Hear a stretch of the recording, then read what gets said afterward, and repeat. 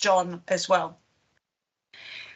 Councillors, that now brings me to item 9 for Blomfield Spa in Takapuna. And if you haven't already, I suggest you do just Google the address.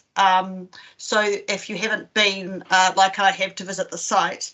And just remind you that this, of course, is a report back as to the outcome of the public consultation, noting that we voted unanimously for this disposal originally. So I would now like to welcome Moira and Letitia to talk us through the items. Thank you. Thank you, Madam Chair. We also have Ross Churnside. Sorry, Ross, how could I miss you? Apologies, Ross, welcome. And we do have a presentation just with some photos. Moira, can I please ask you to share your screen with the presentation?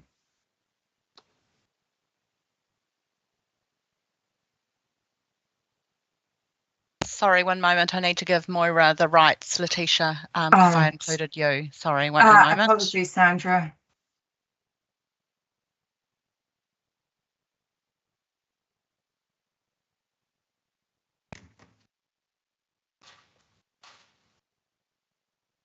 Moira, you should be able to share your screen now.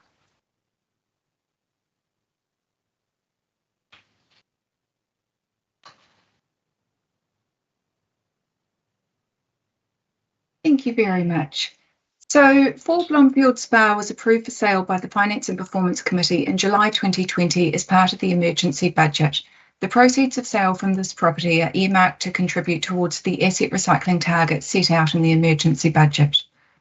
4 Blomfield Spa is outside of the transformed Takapuna priority location and just outside the town centre. And I just direct you to the aerial photo that you can see on screen. It's located to the rear of what were the North Shore City Council offices. If we could just move to the next slide.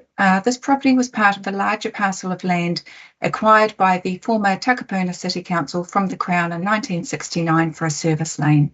The Crown agency who managed the property was the State Advances Corporation, and it was held by the Crown for housing purposes. Following the service lane being completed and formed, a residual parcel of land comprising 496 square metres remained, and that is what is 4 Blomfield Spa today and is the subject of the report.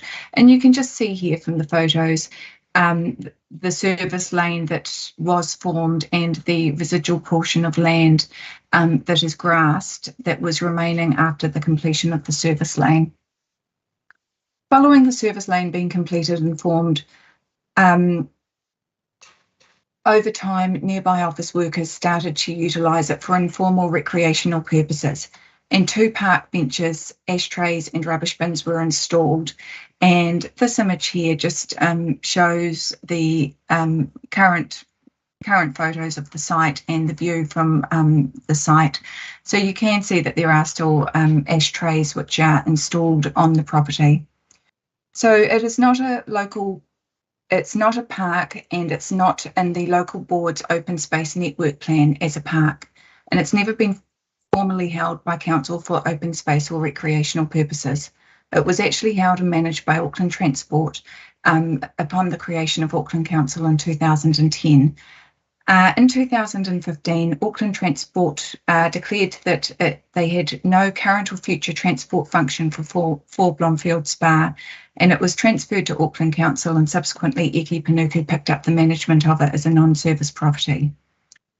At the time it was picked up by Eki Panuku for management, it was reviewed by the Parks and Recreation policy team, now the Community Investment team.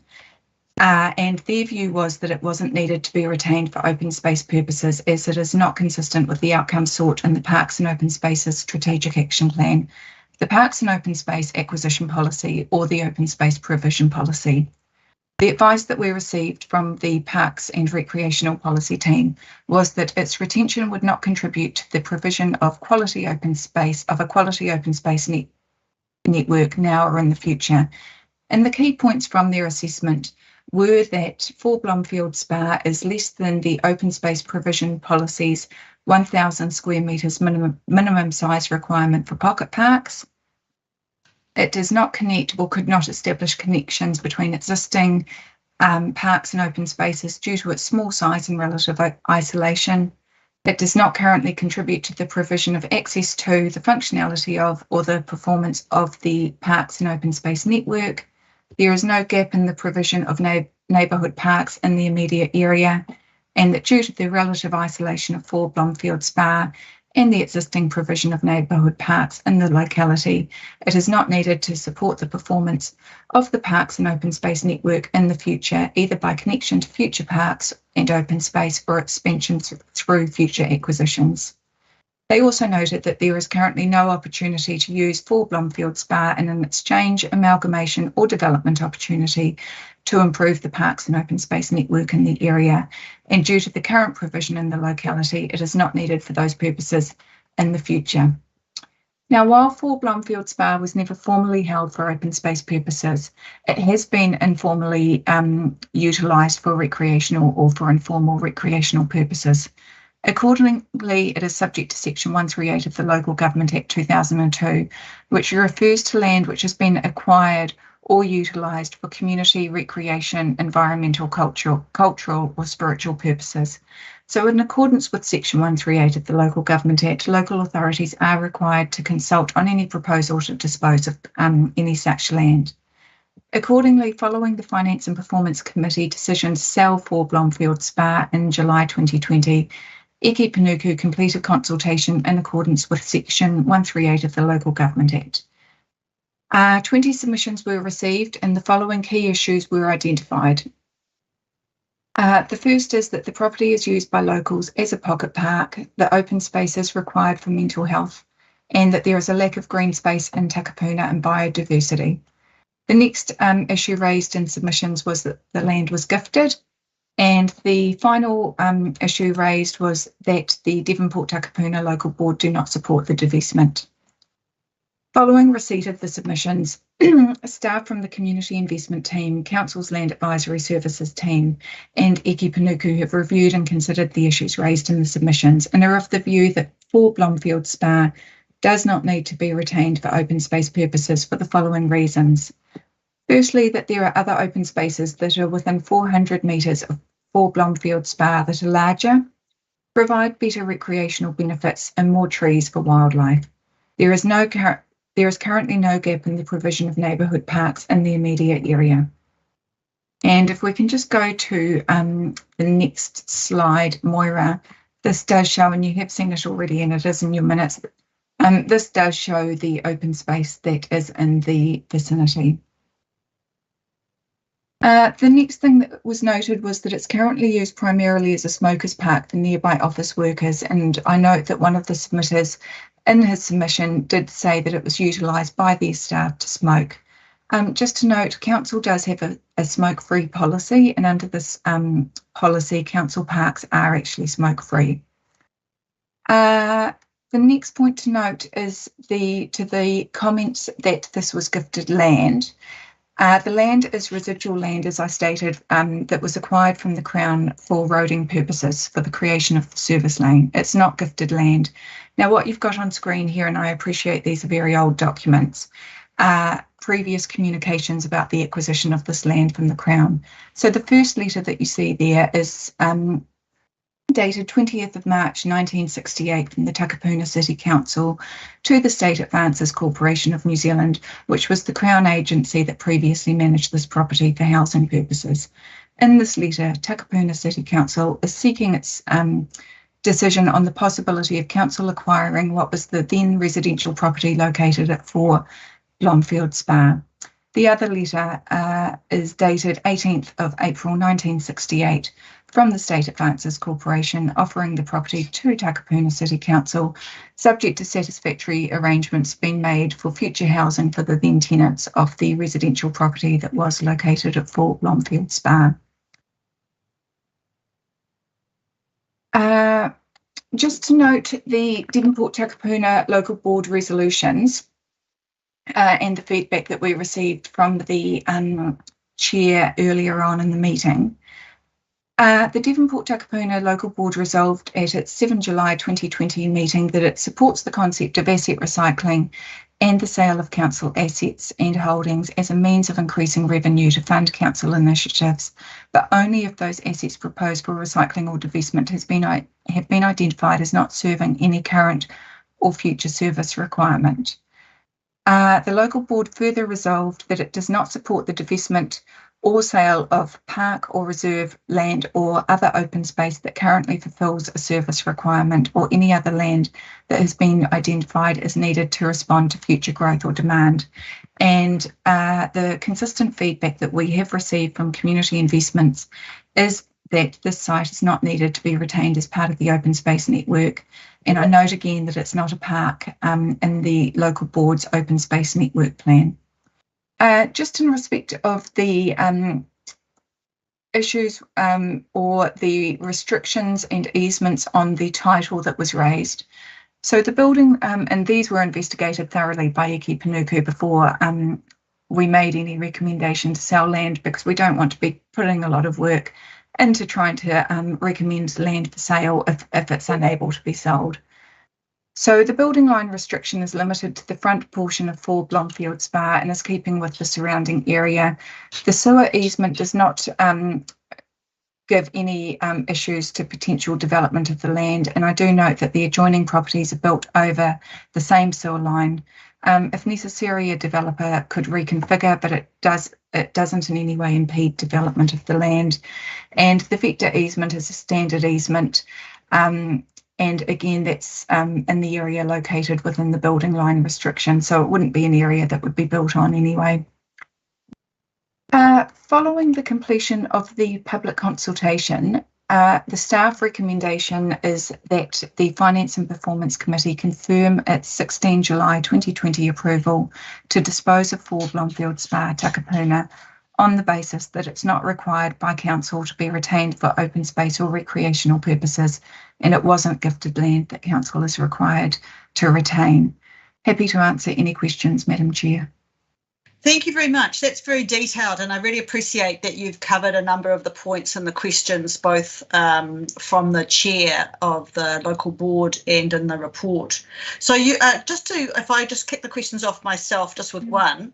So we made this unanimous decision to sell this property. So has there anything emerged from the submissions that we didn't know already when we made that decision? No. No, right, thank you. Right, first question I have is Councillor Walker, then Councillor Cashmore, then Councillor Cooper, and then the Mayor. Sure, got a couple of questions, so thanks for your comments, Letitia, and I appreciate that in this instance we are consulting, because the land, as much and all as it might not be a reserve, is effectively being used as a local park. So has there been any research of the actual usage of the park or the area for that purpose? Do we know how well used it is? And then I've got a further question that goes to that, and I appreciate removing the ashtrays and the like. Is it actually possible to make some enhancements to the area so that it's even more attractive than what it is? Obviously, it's open, it's got some trees, it's got some seating, but the seating looks to me as though it's a little bit out of date. I know that the people in our design teams and the like, in parks and the like, are capable of doing some really good things. Is it conceivable that we could do something really good here? Thank you for the questions, and through you, Madam Chair. The feedback that we did receive from the Parks and Recreation Policy team when they did the open space assessment was that there is low utilisation of this piece of land, that it is largely used by adjoining office workers as a smokers park, and that it wasn't widely used. With respect to your question about enhancements, my understanding is that'd be difficult because it is a very small piece of land. It's quite narrow there, and it's right next to a service lane. So if you were to say put a playground on there, there'd be some potential safety issues, etc. Just a a supplementary question, Madam Chair. Obviously, one of the things that Iki Panuku is involved with, and what was our city design team, is activating spaces like laneways and so on throughout the city, as other cities do. I mean, Melbourne is a wonderful example. I don't know what the planning is like in Melbourne, but in many instances, in this area, but I know in many instances with developments, it can be really attractive to develop the back part of buildings, particularly in locations like Takapuna and Central City and the like, where you can actually make those areas incredibly attractive. And the fact that the space might be small or narrow may actually be a significant advantage. I just wonder if, again, whether there's any thought that's been given to that, Madam Chair. Yes, absolutely. Through you, Madam Chair, we've worked quite extensively with the team at Iki Panuku, who is running the Unlock Takapuna project. As you saw from the aerial image and the presentation, this is outside of the town centre, and it is at the rear of what was the former Takapuna City, or the former North Shore Council office building. Accordingly, because it's not in the town centre, it's not really suitable for some form of laneway development. It essentially just leads into a car park that's under what was that former North Shore City Council building. But yes, totally appreciate your point about developing laneways, and in quite a few of our priority locations, such as Onehunga, we are indeed doing that. Thanks, Letitia. Reserve my right to speak, Madam Chair. Thank you. Thank you, and thank you, Councillor. Deputy Mayor. Councillor Cashmore. Thanks very much, Madam Chair, and thanks, Letitia. My question is actually to Ross. So, Ross, we had this asset recycling program, part of the emergency budget. What was the quote and sum of assets we were looking to recycle that was going to actually make the balance of make the budget balance work that we all unanimously voted for? 70 million. Ross, you're on mute. Yeah, sorry, just trying to get you. So through the chair, so as part of the emergency budget, we sort of signalled a step change in asset recycling, and we set a budget of $244 million for financial year ending last June 21. We didn't meet those targets, but we did a lot of work on process and systems to enable the long-term plan. And the long-term plan that was adopted last year and approved by governing body includes $70 million to be realised from asset recycling in each of the first 3 years of the plan. And there's a report later on the agenda which is tracking our progress against that, which we've achieved about $20 million in the current year of that target. So we're behind where we should be, but there's a number of activities underway to close that gap. But approval of such a property today is going to hit the budget in FY23, FY24. We've got to keep ahead of those times. So hopefully, Deputy Mayor, that answers your question. Thanks very much, Ross. I guess the point I'm trying to make, if I may, Madam Chair, is that if we start knocking off these projects and not selling them one by one, we're not going to meet the targets. Therefore, the books won't bounce. The money will have to be found elsewhere by rate increases or cuts somewhere else. It's you've got to join the dots up to make it work. And that's the critical point. If I may just add on to the end of that, Chair, so asset recycling is not universally popular. I'll just say that to start with, but it is a lever, and it's a lever to avoid using what I would term as other further less popular things, such as increasing rates further or reducing the capital investment in the city. And it's also about opportunity cost. So if the council decides to hold on to asset A, it's actually foregoing the opportunity to invest in asset B. So you're deciding the current asset is more valuable than investing into other assets into the future. And for this property today, the committee has made an in-principle decision around the disposal, and we're reporting back. Are there any reasons for that original in-principle decision not to be confirmed? So staff's advice is that it should be confirmed today. Thank you. Thank you. Thanks, Ross. And thanks, Deputy Mayor. Councillor Cooper, your question. Thanks, Madam Chair, and I'm also happy to move the recommendation. Letitia, you talked about the fact there was an issue brought up by the local board around whether this piece of land was developable, and I'm heartened to say, yes, you already check all that. Now, if for some reason somebody didn't want to buy it because they couldn't develop it, what would happen then? Look, it would probably remain as the status quo, but we wouldn't have actually brought it to this stage if that was the case. We do all the initial checks and due diligence prior to making any recommendation to sell a property. We don't go so far as starting to form sales strategies, etc. But for a piece of land like this, we do believe that there would be strong market demand. We've been approached numerous times by the adjoining owner seeking to purchase this piece of land for a wider development. When there's been publicity about the potential sale of the site, we've actually had unsolicited queries coming in from various parties seeking to purchase it. So we do believe there's market demand there for it. Thanks for clarifying that. Thank you, Councillor, and thank you for that. Your Worship. Yeah, a couple of quick questions. Thank you, Madam Chair. The first question to Letitia is, what, if anything, has changed from when you gave advice to us on the 16th of July 2020 that this property should be sold, which we approved at that time, I think unanimously?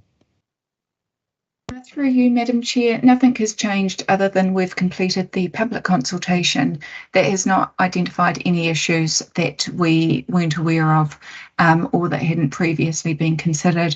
And I would like to note that there is another property that will be coming back to the committee in the coming, probably at the next meeting, but where we did the public consultation and issues were identified that we weren't aware of.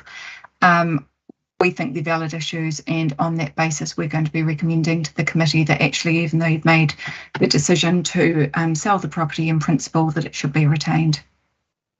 Okay, thanks. I mean, that obviously shows you do listen to consultation and respond if there is new advice, but no new advice in this case. Secondly, in recommending to us the sale of this property, have you applied the same criteria that you have to every other recommendation that you've made to this committee regarding sale, or have you altered the criteria? Through you, Madam Chair, no, we've applied the same criteria that we also would, that we always would. And I note that they're actually not really our criteria. They're often set out by legislation. So I'm not sure if Bram and Meredith are on this call, but Bram and Meredith from the legal team, if we were to send something off without having gone through all the appropriate steps, they'd be sending it right back to us to ensure all of that work had been completed. Thank you. My last question, Madam Chair, is if we weren't to apply the criteria fairly and equally across every piece of land that we consider for sale, would we run into the perception of dealing with different areas according to different criteria and therefore acting unfairly or unevenly?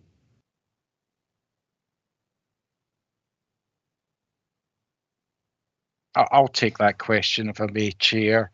So the governing body make decisions, and as staff, our role is to implement those decisions based on the parameters that you've established. And as staff giving you advice, we need to apply those parameters, equally fairly, the same way right across whatever type of decision that we're taking or bringing to you to make this further decisions.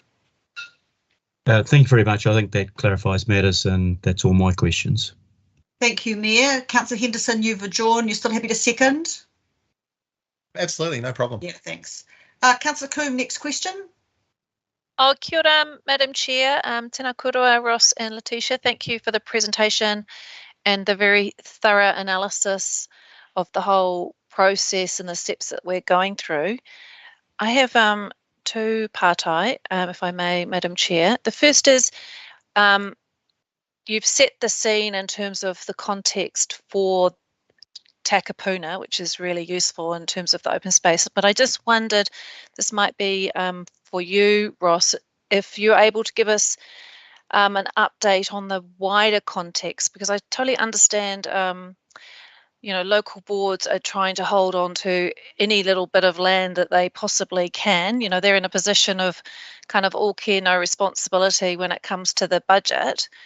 And also you've got going on at the same time the parallel work with the NPSUD and the upzoning we're going to see. Are you able to give us an update, or this might be for you, Madam Chair, just to let us know what is happening in terms of a review of where we might previously have looked at what could be pocket parks, and whether they might be needed, where there is going to be intensification through the NPSUD that we hadn't anticipated when we originally made that decision. Because I just think understanding that piece of kind of parallel work might actually help with the decision on this piece of land as well. Is that possible to get an update? Ross? Or am I right that that is happening, that is being looked at? Yeah, so there's through the chair, there's certainly work around what are the implications of the National Policy Statement on Urban Design. What I'll say, and John Dugood's team's working that through, and it will come to planning committee in due course. For the work that we are doing around potential asset disposals, we certainly work with, we get planning advice, whether that's planning advice from Eke Panuku because something sits in a priority location, or whether that's planning advice from John Dugood's team around how things fit into the overall unitary plan. So we're very mindful of that, but yeah, we're also very mindful that the landscape is changing and we're not quite sure exactly in what way. So sorry, just to clarify, so you're saying that if through the review we identify that a pocket park might be needed in a new neighbourhood because there is going to be some upzoning where previously there wasn't, that would be a grounds to perhaps recommend not selling it. Yes, certainly. Yeah. If I may describe a sort of a different hypothetical situation, so some, you used the example, councillor, of a pocket park. So normally, generally a pocket park will be zoned as open space. So in the unity plan, it's zoned as open space. So therefore, if council were to make a decision to sell, it would actually have to have a plan change, to actually, to something else, whether that's mixed use, residential, whatever the adjoining area is. So that's to go through a plan change. And obviously we need planning advice to go through that plan change. The property today is already zoned business metropolitan zone. So there's no necessarily plan change needs to, but it's never been zoned, in the contrary, but it's never been zoned open space either. Yeah, thank you. I think that's really just, sorry. I was just going to add to that sorry, just to continue on Ross's point, that it is substantially smaller than the minimum size that is in Council's open space provision policy. So unless additional land was acquired, you couldn't do much with it. But it was noted when I referred earlier to Eke Panuku reviewing the site in terms of if it could be included in the transform unlock Takapuna boundary, and the advice that our head of design and principal landscape architect provided was that they considered the edge conditions, safety, amenity, scale, context and connectivity, and based on this assessment of these characteristics, the site would not be considered as desirable or suitable for a pocket park in its current configuration or context. It does not satisfy the criteria we would strive for in a successful public place. And if there is some form of intensification, I think those issues that they've identified would actually be worsened, particularly the safety issues. Thank you. And may I, Madam Chair, just another question. I do find this curious that really this piece of, it's been a nice green strip for office workers to use, but mainly it's been used as a smoking park, which so it was the was in your update, Letitia, were you saying that the ashtrays have probably been put there by, it hasn't been council or anybody who's put the ashtrays there. They've been added over time by... Look, I'm not, through the chair, I'm not sure who added them. At the time the property came to Eke Panuku, for management, the ashtrays were there. We have gone through all the property files and the archives, and we can't find any evidence on record of any formal decision to either hold it as park or install ashtrays, so I can't speak to how that's happened. Yeah. No, but we as council, the whānau, wouldn't do that, right? We would put up signage saying smoke free. So I do find it very curious custodianship that, you know, if it's been a valuable piece of open space, that it's been allowed to become essentially an ashtray. So, but Madam Chair, I'm very happy. I don't need to comment again, but I'm just to confirm that I'm happy to support this. Thank you, Councillor. Thank you. Councillor Dalton. Thank you, Chair. I've got two questions. Thank you, Letitia, Moira and Ross, for the presentation, and what a thorough piece of work you've done. Have to say, slightly jealous at the accessibility to that stunning beach. Can you tell me if there's been any SIPTED issues in this particular piece of land? Through the chair, not that I'm aware of specifically, so we haven't sought police records or anything like that to understand if there's been any issues, but we it was something, if I refer back to the peer review that our Eke Panuku's head of design and principal landscape architect did, they did note, because of the small size and scale of this property, that there are potential safety and SIPTED issues there, that there's not good visibility of the site, and were there to be further intensification in the surrounding area, which there may well be with the NPSUD, that would actually worsen those issues. Yeah, thanks, Letitia. I wondered about that. When we all agreed to have the investigation done to this property, then we were agreeing to the investment and the time and staff costs. How much does it cost to get us to this point? Thank you. Yes, through you, Madam Chair, to date costs, staff costs, public advertising for the public consultation, etc., have been just under $11,000. There were further costs that were incurred that were essentially within operational budgets, Eke Panuku operational budgets, before the initial decision or before the July 2020 decision to sell the property. Until something is approved for sale, we cannot capitalise our costs. These are capitalised costs at the moment, or CapEx costs, with the intention of them being offset against any sale, since it has already been approved. If we don't continue with that, then those costs will be converted back to OPEX, essentially. Okay, thank you very much. Thank you, Chair. Thank you, Councillor. IMSB Chair Taipri. Kia ora, Madam Chair. Just a question around, I guess, just to be corrected first, is if I'm the prospect of the government or Crown acquiring this property back under Public Works Act, subject Section 40, is that correct? Is it a possibility? Yes. Look, the land is subject to offer back obligations to the Crown as the former owner.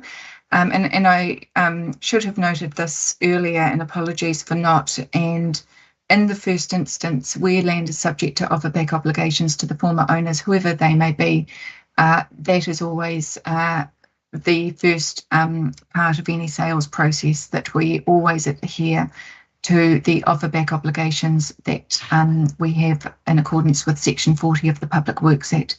So yes, in the first instance, the land would be offered back to the Crown. Okay, and there's, in the report, it talks about the possibility of Ngāti Whātua engaging with the Crown to maybe purchase that. How much time do you think has been given for that matter to be discussed before this came to the agenda? I know that Daniel Haynes in our stakeholder engagement team has been working with the interested party and supporting them on the approach that they can take. I don't have an exact time frame, but I understand it's been from a few months at least. I may have missed it, but are there any prospective buyers already been looked at by Eke Panuku? Look, we've certainly received interest on this property. We receive lots of interest on various council-owned properties. We register those interests. We undertake to keep people who have registered interest informed, but we haven't entered into any agreements to sell this to any other party. Okay, and lastly, just sort of what timing do you think might occur for if this is passed today for disposal, and then the offer back to the Crown under Section 40, what kind of time frame is that, do you know? It would happen fairly quickly. There's statutory requirements around that time frame. And so when this, if this does get decided today to dispose, will Ngāti Whātua or Te Runanga or Ngāti Whātua be notified in order for them to know this, to be able to go to that process? Yes, indeed. Okay, thank you very much. Yes, and if I could just add as a follow-up that when they first approached us, it was seeking to have the land offered back as right of first refusal under the Redress Act. That doesn't apply to council-owned land, only Crown-owned land, and it was actually us who informed them that the offer back would be made to the Crown, but that was an opportunity for them to then take up that right of first refusal, because if it became Crown-owned land, the Redress Act would apply. Sure. Just from my point of view, that's a shame, really, but never mind. Thank you, David. Councillor Henderson, final question. But if this park was to be enhanced, would that be a local board or a governing body responsibility? My understanding through the chair is that it would be a local board responsibility. So just to reiterate my earlier comments, the property is currently managed by Eke Panuku. So we're currently paying the costs of, it's essentially, as the local board chair said, mowing the lawns, etc. But it does sit with Eke Panuku. Okay, thank you. So through the chair, we'd have to transfer the property as it from a non-service property as it is today into a service property. So if it became a service asset, it would then become the responsibility of the local board. Oh, sorry, just to follow up on that. That's a good point there, Ross. So with that being the case, would that mean that there would need to be local board resolutions to that effect to transfer the property? Well, yeah, I would imagine, yeah, if we went through that, there'd have to be, joint agreements if that was what was if that proposition was to be progressed. Yes, including agreement from community facilities and community investments who have repeatedly advised that they don't want this property as part of, or they don't need this property as part of the open space network. Okay, thank you, guys. Thank you. Well, that's the end of our questions. So we will, I'd just like to thank Letitia, Ross and Moira. Look, it's a very, very, sorry, you have a question from Councillor Hills, is that correct? Madam Chair, and I'm not going to put any councillors into it, but I've had a number contact me of the Deputy Chair of the Devonport Takapuna Local Board sending quite full-on messages to councillors about threatening the vote and things like that. So don't know if that's appropriate for a Deputy Chair to do. And I've had contact from a number of councillors, so I'm not naming who, but the Deputy Chair of the Devonport Takapuna Local Board doing that. I'm not sure if that's appropriate. It may be, but I just thought I'd throw that out there as a question of you, Chair. Well, I haven't received anything. I'm not sure about anybody else, but I haven't received anything, Madam Chair. Right. Okay. I haven't received anything, Madam Chair, but somebody's welcome to send something to me. I'm always open to suggestions. Yeah. Okay. To that, I will just again go back and thank Letitia very much for a detailed report. You and Moira and Ross, thank you very much. You've covered your statutory duties very, very well, so I appreciate that. And you can stand down now and I will open for comments. And my comments go first to Councillor Walker and then the Mayor. Sure. I've just got a few comments that just go to policy generally, Madam Chair. I'm just picking up something on my screen. So one general concern I've got that I'll just speak to is just around this issue of the 1,000 square metres. And as much and all as that may give some form of guide, I think increasingly in dense urban settings, there needs to be some flexibility there. And on more than one occasion, I've certainly listened to Jan Gell, who's the world-renowned architect, I think, that advises us on city design. And if I just generate a couple of very short quotes from him, and I'm quoting from Cities for People, which is an outstanding book of his. In narrow streets and small spaces, we can see buildings, details, and the people around us at close range. There is much to assimilate, building and activities abound, and we experience them with great intensity. We perceive the scene as warm, personal, and welcoming. And just another quote, faced with the very real temptation to design spaces too large for too few people, and the temptation to add a few extra meters to the spaces between buildings for safety's sake, the advice in almost every case is to reduce size to conform to the adage, when in doubt, leave some meters out. And I guess my concern is just around that policy and the importance of small spaces, and that can include laneways and the like, that really offer some intimacy for people.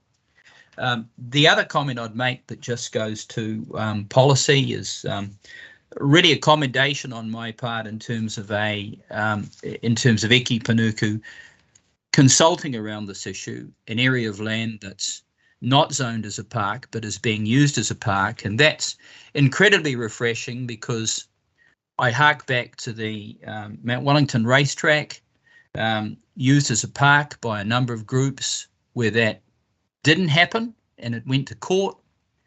The proposed sell-off of waterfront land at West Park, Marina, and quite a number of other examples that I could recount, Madam Chair. I won't do that right now, but it is refreshing that we are seeing a circumstance where there is more engagement with the community so that we get feedback. And as much and all as there's a cost, it's a tiny cost relative to the value of the land. And I guess the last comment I'd make, Madam Chair, is as much and all as there might be a bit of land like this that may not be a park, if we can enhance it, make the best use of it, encourage pop-up activities so that we enliven the community, so much the better. And I think we should be doing that and availing ourselves of every bit of land that we've got to breathe more life into our city, irrespective of whether it's got a park designation or not. And I know that cities like Christchurch are increasingly doing that, and many others. So thank you very much, Madam Chair. Thank you, Councillor. Now, I'm going to just tell you the order of the comments, please, because Councillor Cooper has offered to move this. So I'm going to go the Mayor, Councillor Watson, and then I will speak and I will end with Councillor Cooper as the mover. All right. So the next speaker is His Worship the Mayor. Yeah, thank you very much, Madam Chair. Look, on the 16th of July 2020, this very committee that's considering this now unanimously approved the sale of 4 Bloomfield Spa. I asked the question, was there any new information? Was there anything that had changed that might lead to a change in the recommendation by our officers? And the answer is no, nothing has changed. So in the interests of consistency, if it was appropriate then, I'm not quite sure why it's inappropriate now. Secondly, also on the theme of consistency, it's really important that when we go through the challenging task of determining which pieces of land are genuinely surplus to our needs and should be sold, that we apply the same set of criteria for sale to every piece of land, and we apply that so that we can never create the perception of acting unfairly or inconsistently. And our officers have applied the criteria that come from legislation and come from our own policy making in the past, and they found that there's no gap in the provision of open space, that it is misinformation to say that this land was gifted, and we've seen evidence of that. This is land that is zoned for a business metropolitan, that this is land that's smaller than meets our criteria for pocket park. So if we start changing our criteria now, that's unfair to every other area and every other ward councillor where we've sold land according to the criteria that we're applying equally to this site. Thirdly, I want to pick up the Deputy Mayor's point that if we start reversing our decisions on sale without good cause, we risk unravelling the surplus asset sale program. Ironically, the next item, item 10, our quarterly council report, says that we are at risk in not meeting the target for the sale of surplus assets. You know, we've just had the item before us where the clear implication was that Eden Park might really like another $10 million for the coming period of time. We cannot keep going on declining revenue opportunities and agreeing to higher spending when we know that because of the impacts of COVID, our revenue is already down, including quite a severe impact on Auckland transport, and our costs are going up, particularly with inflation and with interest rates.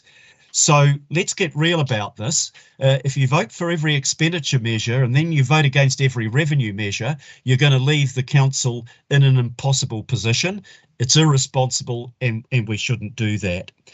The last point that I want to make is the point that was also made by the officers advising us, was that this is a park that has low utilisation. It's not a park used by a lot of people in the local neighbourhood. It is a park that is used on occasions for people in neighbouring commercial buildings for their lunch or to have a smoke. But this is not, you know, when you look at all the pieces, all of the photos that are in this report, you see that this is a very small piece of land that actually is isolated, that is not connected to other open space, but which is close within 400 metres of other open space, including a beachfront, for heaven's sake. This is not an area where we've looked at it again, we've found that there's new information that we hadn't considered before. There is no new information. The same criteria applies, and we should make the same decision. Thank you. Thanks, Your Worship.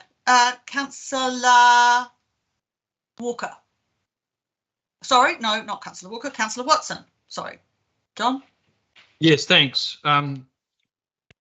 Just a few observations on this matter. The Mayor and others asked the question, what has changed with respect of for Blomfield Spa? Well, I guess what I see as change is that the council has fulfilled its legal obligations in the first instance under the Local Government Act to actually consult with the public over this small parcel of land. So that's changed because it is a park in the sense that it's being used for informal recreational purposes. So if we're to enter into our obligations under the Local Government Act and to consult in good faith, I guess it follows that we should perhaps consider what the public have said during that consultation. That is if the consultation is in good faith and if it is to serve any purpose other than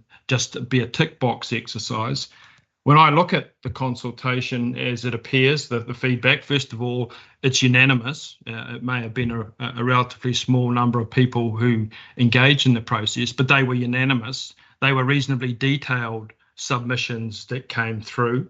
The local board has been the epitome of consistency since back in 2017 over for Blomfield Spa. So they haven't changed, certainly. They have been very consistent in their value that they are placing on this this location. When I look at one of the submitters, Mr. Potter, who's quite a good summary of the rest of the people there, he makes observations such as that this little area of land is used daily by workers as a relatively quiet place for lunch. It's the only piece of grass lawn available for the purpose in this area.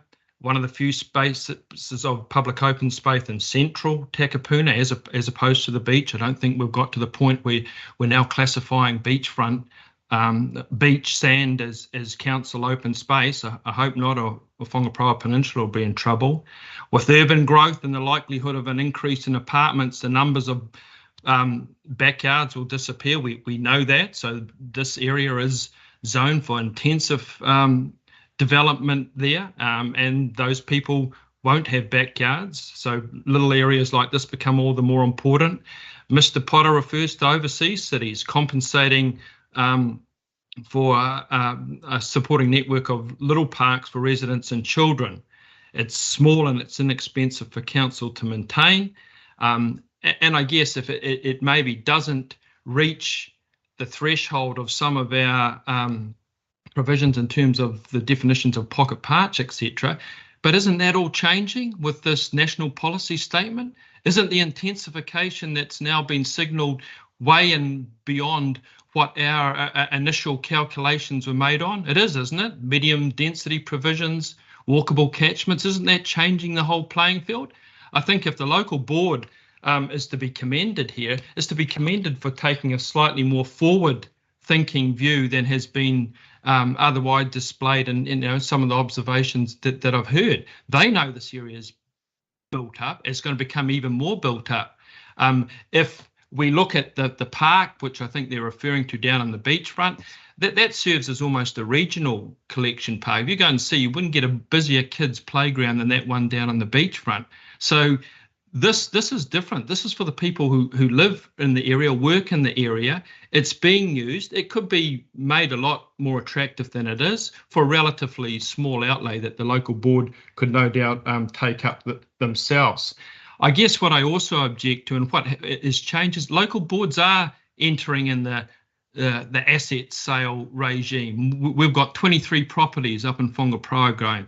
The local board hadn't said a dicky bird. They're for sale now. So when the local boards do choose to make a stand and the public through the consultation process are unanimous in their view, then that does change my view. I may have voted for that back in the dark days of July 16th, but I'll listen to the consultation results in the good faith that the whole process of consultation is founded by. And if the local board, that amongst other local boards, do enter into the overall asset sales program in good faith, then I'll listen to what they've got to say. And that's what I'm doing here. And I think they've presented a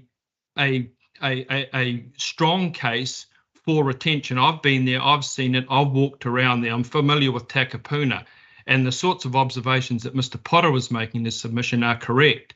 So if we're to just sign everything off as gone because there's an asset sale program, we've got targets, then don't bother with the consultation, don't bother with the local board feedback, because it's going to be trumped by the notion of financial Armageddon.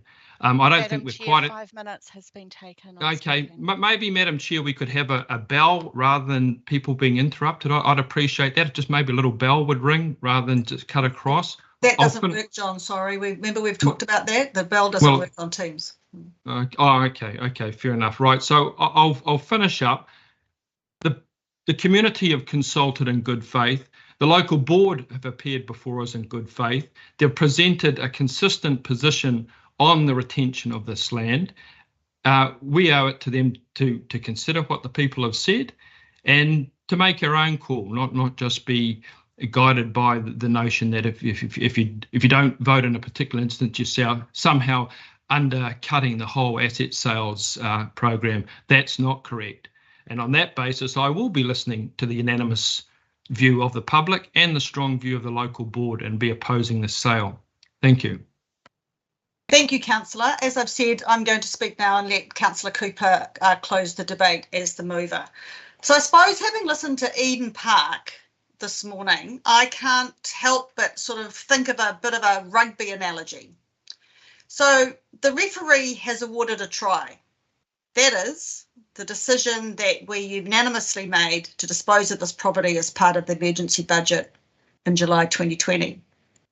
However, The referee has asked for a review from that video referee. However, the referee has asked for a review from the video referee to see if there's a reason as to why their on-field decision to award the try should not stand.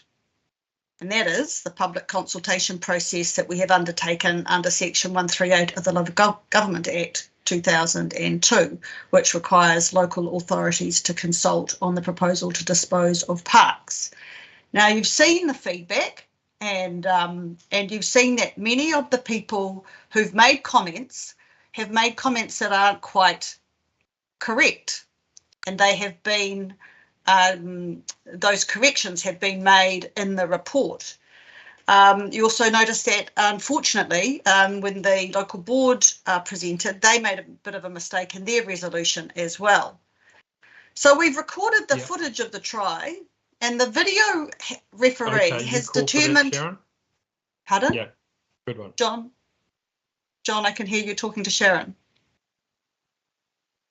Sorry. From the recorded footage of the try, the video referee has determined that there is no evidence to suggest that the referee's on-field decision to award the try should change. That is, after reviewing the 20 submissions received, staff are still of the view that 4 Blomfield Spa does not need to be retained for open space purposes. It's not a pocket park. It's really only used for smoking. And we have a smoke-free policy, and if it had been a park, those ashtrays would definitely have gone. It has SIPT head issues, and in answer to Councillor Dalton's question around that, more intensification would actually make those SIPT head issues worse. So therefore, the decision from that video referee equals that the previous decision to dispose of the property should be confirmed. So to close the comments now, I pass to Councillor Cooper. Thank you. Thank you, Madam Chair. And a lot has been said about this. I suppose when I looked at this, and I did listen to the local board, and just noting that consultation is not a direction, but it's a gathering of information. And it's for us to distill that information and weed out what is actually factual or not, and also listen to how people feel as well. A lot of my questions have been satisfied as one, that this is not a park. If it was, we would be voting for a revocation, for this to go to a revocation. The positing by the local board that money's not spent in the area, there's been at least $50 million spent locally by Panuku on Hurstmere Greens. AT has built a great new car park for people so that they can release a town square. That's fantastic contribution. I wish Henderson could have that, but you know, we've been very happy to go ahead and spend that money there. When I look at the Smoke-Free Environments Act came in 1990, so from 1990 you could see why that park would be a godsend for smokers in the workplace, because they weren't able to do that anymore. But we're quite some decades beyond that now, and we know smoking has decreased hugely. So I honestly doubt the number of people smoking there is huge. And as we've heard, is that there's not high utilisation of that park. So for the purposes that it was probably had the ashtrays put in a seat for local workers from 1990 who couldn't puff away in their offices, that is defunct. The comments around unusable local areas, I mean, we've probably all been to events on Takapuna Beach. The last one I went to as my daughter was a university Wakaama event, where hundreds of university students were on their Wakaamas going out to Rangitoto and back, and heaps of their families were there too, of all ages. And so that is a very well used event space, as well as a fantastic playground and plenty of areas for people to sit when they're having their lunch. The other thing that I was very concerned about is, it just shows you when Letitia answered those questions around the suitability of the site for development, that we as elected members are not qualified to assess those sorts of things just by looking at a few site plans, you know, but it comes across as the actual fact when it's said by a local board, when actually it's not. And so we need to keep out of that stuff. We have very qualified staff to make those kinds of assessments. And I was reassured that that's a very developable section. So I guess for me, and also we've got a lot of willing buyers and also iwi who might be quite keen to have that offered back from the Crown. So for me, as well as the fact that, you know, we had a very similar site in Beach Road in Te Atatu, might have been last year or the year before, that was put up for sale. It looks exactly like this. It's next to residential. It's within 150 metres of waterfront and a huge park, and nobody really used it. It just had a little seat there. And so I know that the local board supported it, but I also know that other, you know, Panuku don't just blindly go ahead, because we had a couple of things identified on a floodplain that flooded right up to your thighs down in Langholm, and they looked at it again when the public came to the local board, and Shane and I were at that meeting too, and went, oh no, this is ridiculous. No one's going to buy this. And so that was left to the community to restore to wetlands. So I've got faith in Panuku to make proper assessments. You know, we've already signed this off. We absolutely need this money to go back in for recycling for other assets. Thank you, Madam Chair. Thank you, Councillor. Councillor Stewart, do you want a division or just note your vote against? Yes, thank you. Okay, we'll note your vote against. It's been moved and seconded. No, division. Call for a division, Madam I Chair. did call for a division there. Division, please. I had it in writing. Yes, you do. And I just asked for clarification. Thank you. I've got that. All right. A division has been called. Sandra, please. Thank you, Madam Chair. Division has been called on the motion, which is on your screen. Can members say yes or aye or no? Mayor Goff. Aye. Deputy Mayor Cashmore. Aye. Councillor Bartley. Aye. Councillor Casey. Yes. Councillor Collins. For. Councillor Coombe. Aye. Councillor Cooper. For.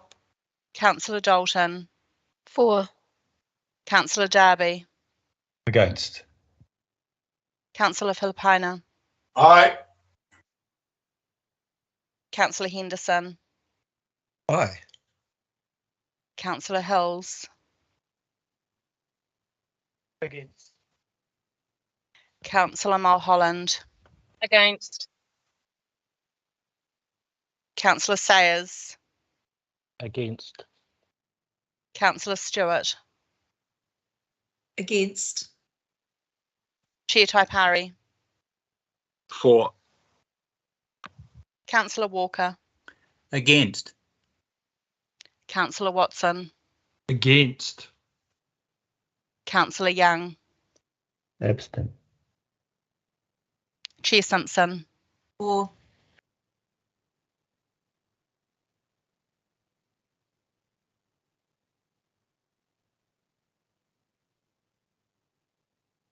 Sorry, Madam Chair, just waiting for the results to come on the screen.